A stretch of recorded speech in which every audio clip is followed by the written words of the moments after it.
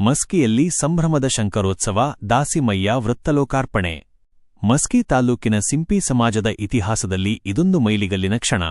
ಧಾರ್ಮಿಕ ವಿಧಿವಿಧಾನಗಳು ಮತ್ತು ಸಾಮಾಜಿಕ ಕಾರ್ಯಕ್ರಮಗಳ ಸಂಗಮದೊಂದಿಗೆ ಈ ಬಾರಿಯ ಉತ್ಸವ ಸಂಪನ್ನಗೊಂಡಿದೆ. ಮುಖ್ಯಾಂಶಗಳು: ಪಲ್ಲಕ್ಕಿ ಉತ್ಸವ, ಶ್ರೀ ಭ್ರಮರಾಂಬ ದೇವಸ್ಥಾನದಿಂದ ಆರಂಭವಾದ ಅದ್ಧೂರಿ ಕುಂಭೋತ್ಸವ ಮತ್ತು ಶಂಕರ ದೇವರ ಪಲ್ಲಕ್ಕಿ ಮೆರವಣಿಗೆ. ಸಾಂಸ್ಕೃತಿಕ ವೈಭವ, ಡೊಳ್ಳು ಕುಣಿತ, ಭಕ್ತರ ಜಯಘೋಷ ಹಾಗೂ ನಗರದ ಪ್ರಮುಖ ಬೀದಿಗಳಲ್ಲಿ ಸಂಚರಿಸಿದ ಉತ್ಸವ. ಐತಿಹಾಸಿಕ ಕ್ಷಣ, ಬಳಗಾನೂರು ಕ್ರಾಸ್ ಸಮೀಪ ನೂತನವಾಗಿ ನಿರ್ಮಿಸಲಾದ ದಾಸಿಮಯ್ಯ ವೃತ್ತದ ಉದ್ಘಾಟನೆ. ಗಣ್ಯರ ಉಪಸ್ಥಿತಿ.